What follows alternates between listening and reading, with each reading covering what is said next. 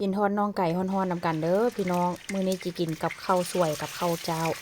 แล้วก็มีแจ่วแมงดาหั่นกระสั่งจากช็อปคนไทยมา แต่ว่า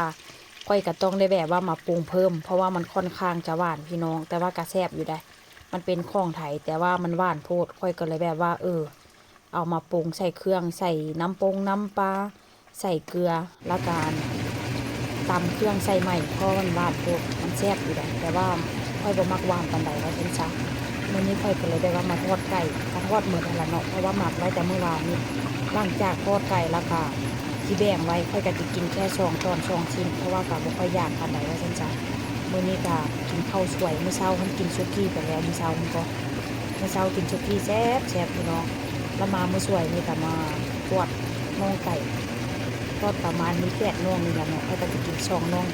เหลือ6น่องนี่ค่อยก็จะเอาให้ลูกให้พวกกินคนละ3น่องมื้อแลงแต่ถ้าหากบ่อิ่มก็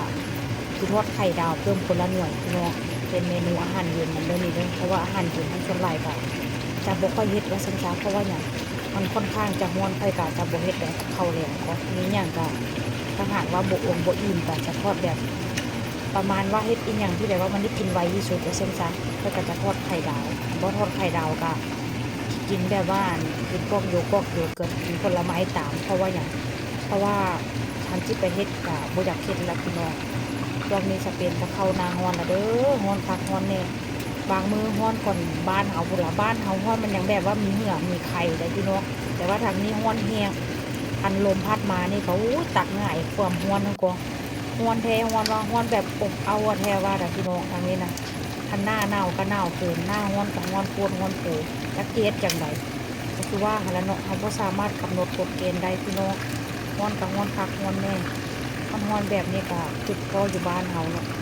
ไปโดดลงน้ำสงน้ำสระน้ำหกน้ำห้วยไปเล่นหั่นเล่นนี่จังซี่นะไปกินข้าวแล้วก็ไปเล่นนอกเล่นน้ำอยู่พี่เด้อถ้าหากว่าบ่ได้ไปทะเลก็